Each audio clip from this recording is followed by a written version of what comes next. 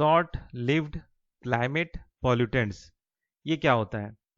ये ऐसा पॉल्यूटेंट्स होता है जो कि शॉर्टर पीरियड ऑफ टाइम में रहता है, शॉर्टर पीरियड ऑफ टाइम तक रहता है एटमॉस्फेयर में। ठीक है, मतलब जितना देर तक कार्बन डाइऑक्साइड रहता है उससे कम समय तक ये जो पॉल्यूटेंट्स है वो एटमॉस्फेयर में रहता है। ठीक है, तो ऐसे जो पॉल्यूटेंट्स है उसको हम कहते हैं शॉर्ट लिव्ड क्लाइमेट पॉल्यूटेंट्स।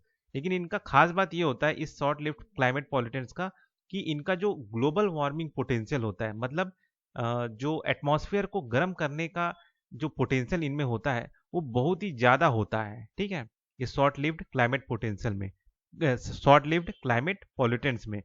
तो एग्जांपल के लिए जैसे शॉर्ट लिव्ड क्लाइमेट पॉल्यूटेंट्स क्या क्या है, तो वो है, पहला है आपका मीथेन हो गया।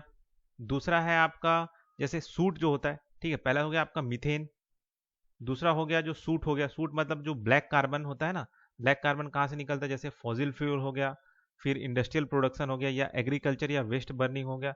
तो उससे जो धुआं निकलता है उसे हम ब्लैक कार्बन कहते हैं और सूट कहते हैं। ठीक है, वैसे ही आपका जो ट्रोपोस्फेरिक ओजोन हो गया, ठीक है, वैसे ही आपका हाइड्रोफ्लोरोकार्बन्स हो गए।